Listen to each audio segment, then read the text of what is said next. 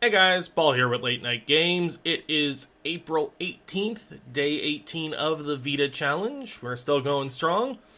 And today, what I want to talk to you guys about, a little discussion topic, is some of the movies that are coming out this year.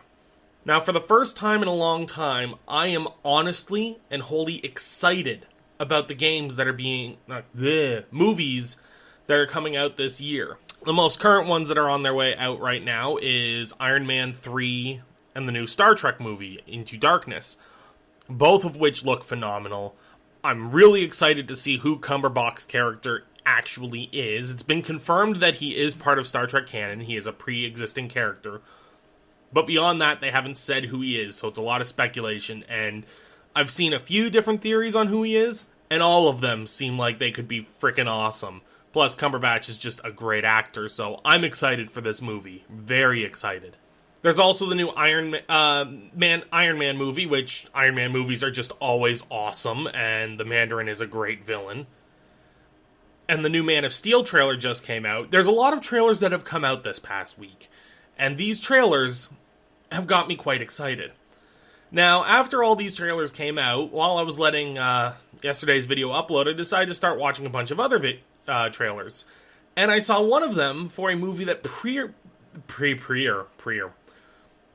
previously to seeing this trailer, I was excited for, and that's the Wolverine. Now, the Wolverine, not much was known about the story before I saw this trailer, at least not by me. All I knew is it was a Wolverine where he was fighting ninjas. And that just sounds like it could be an awesome, fun time. Could also be a train wreck, but could be an awesome, fun time. However, in the trailer, they discussed one of the plot points of the movie, and the interlude of discussion between this character, who I don't know the name of, and Wolverine, irked me. It irked me to a point where I don't know if I'm still excited to even see this movie. Now, this old Asian man, I don't know if he's Chinese, Japanese, he's Asian, summoned Logan, or Wolverine, to the Middle East. Or no, to East Asia. And this is a man who, when Wolverine was, a long time ago, when the guy was just a young boy, Wolverine saved his life. He shielded him from an explosion. Now, for any of you who know the story of who Wolverine is and what Wolverine is very old. Very, very old. And part of this is because he has a mutant healing factor. He heals very quickly, and in a lot of the comics and movies, that healing factor also slows his aging process. So there are scenes of him in the Vietnam War, in World War I, like, he and Sabretooth in some of the versions both have been around for a long, long time. So this man that Logan had saved is near his deathbed, and when Logan saved him, he was a child, and Logan looks no different for the wear. And he offers Logan a gift. He is going to help turn Logan mortal.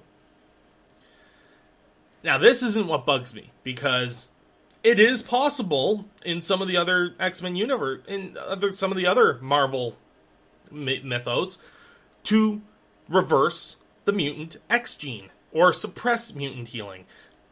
They have those collars that they have in some of the mutant storylines that suppress things. Archangel, I believe, is one of the characters who is constantly using a suppression tool to hide his powers so that his wings are gone. It's entirely possible to reverse mutant genetics, and it's something that's been discussed in a lot of the Marvel mythology. What irked me was Logan's response to this promise of making him mortal. Logan's response was, "You can't undo what they did to me. Sorry. What they did to me, what I am, cannot be undone." Now, when he says what they did to me, you're usually going to assume he's talking about the experiments that turned him into the Wolverine. But those experiments aren't what gave him the X gene. They aren't what made him a mutant. The fact he was a mutant is why he was perfect for the experiment in the first place. His healing factor is the only reason he survived the process. What they did to him was fuse his skeleton with adamantium, an unbreakable metal. And in some versions, they gave some versions of the story, because it does change from time to time, and they have slightly modified versions, they also gave him claws. In some versions of it, he was a mutant with a healing factor and with bone claws. So since he already had the bone claws that came out, fusing his skeleton with adamantium turned the bone claws into adamantium claws. Really, whether or not they gave him claws or not is arguable, depending on what storyline you go with. However, to say what they did to me and refer to his immortality, or near immortality, that is just... Grr. Wolverine wasn't given healing powers. Wolverine had healing powers, and then that allowed them to give him a metal skeleton. They did not give him the mutant gene. Him healing, him living a long time, had nothing to do with what they did, because he had already lived for a long time before what they did. Ugh. Sorry, a little bit of a rant there. I love the character of Wolverine. I always have. So, I know it's a trailer, so the line may be out of context.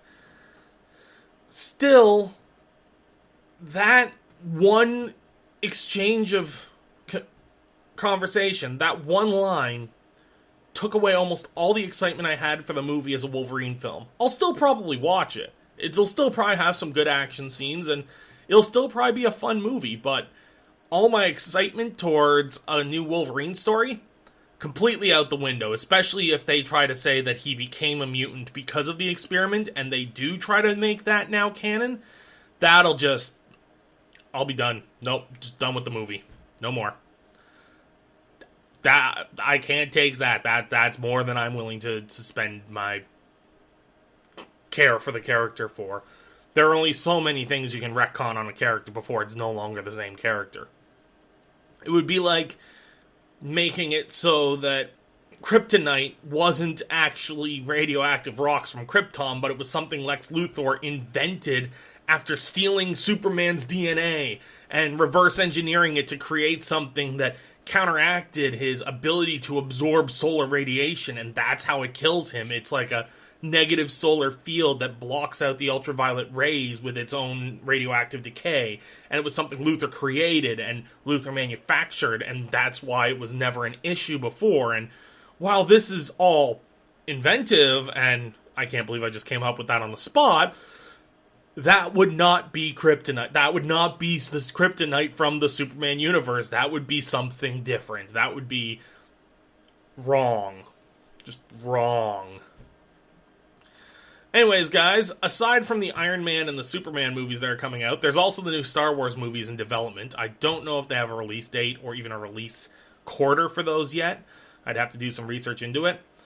And not sure how many people are excited or fearful of those. I mean, George Lucas is no longer behind the reins, so hopefully we won't see what happened with episodes 1 through 3 happen again. We also got The Great Gatsby on the horizon, which looks like it's going to be fun. World War Z looks like if they do it right, it could be great. If they do it wrong, it could be horrible. You got that movie with the giant robots, I think, called Pacific Rim, I think. I think that's what it's called. And just a whole slew of movies. Like, this is a good year for movies. So are there any movies you guys are excited to see? Whatever it is, leave it down in the comment section below. Let's start talking about what we're looking forward to this year in the world of cinema.